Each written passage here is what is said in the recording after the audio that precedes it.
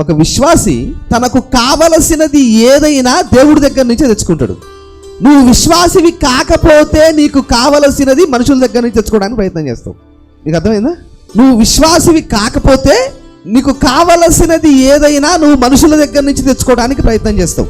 నువ్వు ఒక విశ్వాసివైతే నీకు కావలసినది ఏదైనా నువ్వు దేవుడి దగ్గర నుంచి తెచ్చుకోవడానికి ప్రయత్నం చేస్తావు.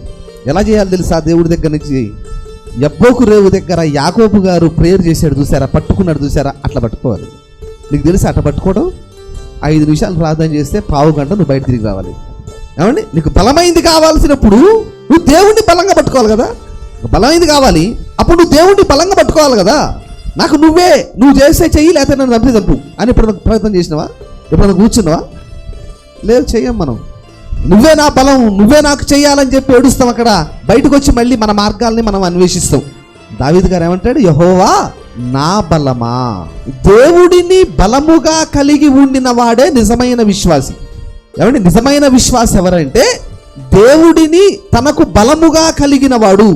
తన బలమును కాకుండా దేవుని బలము మీద ఆధారపడేవాడు నిజమైన విశ్వాసి.